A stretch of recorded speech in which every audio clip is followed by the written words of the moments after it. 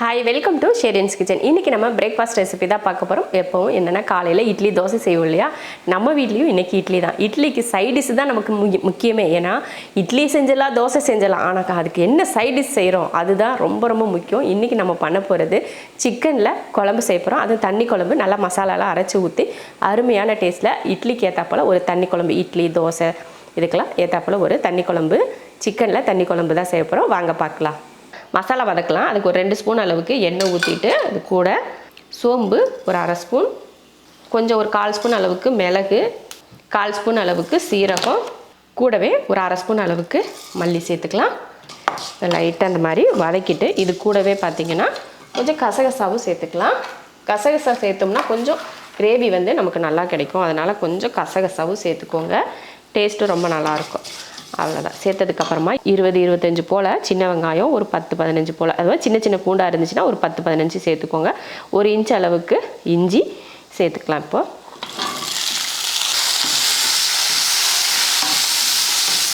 இந்த மாதிரி வதங்கினதுக்கப்புறமா இதில் ஒரு தக்காளி, பெரிய சைஸ் தக்காளியாக ஒரு தக்காளி, சின்னதாக இருந்தால் 2 சேர்த்துக்கோங்க. அவ்வளோதான், வதங்கிருச்சு. இது கூட தேங்காயும் ஒரு துண்டு. ரொம்ப நேரம்லாம் வதக்க வேணாம், லைட்டாக அந்த மாதிரி வதக்கிட்டு இப்போ அடுப்பை ஆஃப் பண்ணிடலாம். தேங்காயை பச்சையாக போடுறது ஓகே தான், வதக்கணுன்றதெல்லாம் கிடையாது. சும்மா அந்த சூட்டில் போட்டு இப்போ 2 கிளறு விட்டு ஆனால் இதை ஆற வச்சுட்டு அரைச்சிக்கலாம். சிக்கன் தாளிச்சிடலாம். அதுக்கு எண்ணெய் ஊற்றிடுவோம். ஒரு 2 குழிக்கரண்டி அளவுக்கு எண்ணெய் ஊற்றிக்கோங்க.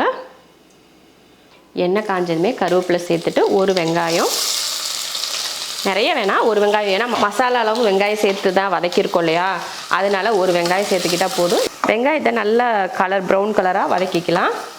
வெங்காயம் பாருங்கள் நல்லா இந்த மாதிரி கலர் மாறி வந்துட்டுருக்கு. இந்த டைமில் நம்ம சிக்கன் சேர்த்துக்கலாம். நான் 1/2 கிலோ சிக்கன் க்ளீன் பண்ணி வச்சுருக்கேன், அதை சேர்த்துக்கிறேன். அது கூட ஒரு உருளைக்கிழங்கு, அடுத்ததாக மஞ்சத்தூள், அடுத்து உப்பு.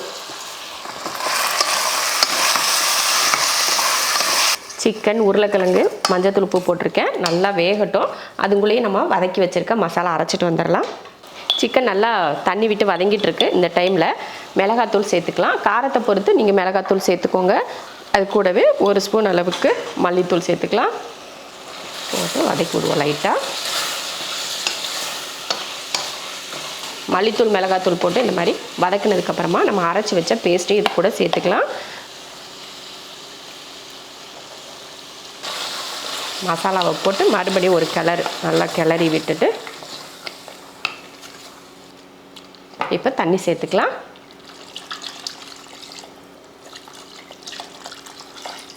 சிக்கனில் உப்பு போட்டிருக்கோம், ஆனால் மசாலாலாம் போட்டிருக்கோம் இல்லையா, அதனால் உப்பெல்லாம் சரி பார்த்து கொஞ்சமாக உப்பு சேர்த்துக்கலாம்.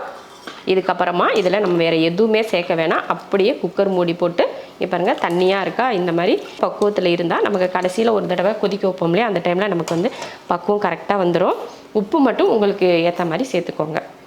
மூடி போட்டு 2 விசில் விட்டு ஆஃப் பண்ணிக்கலாம்.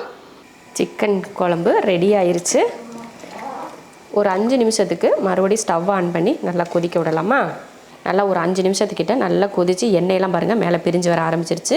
இறக்க போகிறதுக்கு முன்னாடி கொஞ்சம் மல்லித்தலையும் கருவேப்பிலையும் தூவிட்டு ஒரு கிளறு அப்படியே இந்த மாதிரி கிளறி விட்டுட்டு அடுப்பை ஆஃப் பண்ணிக்கலாம்.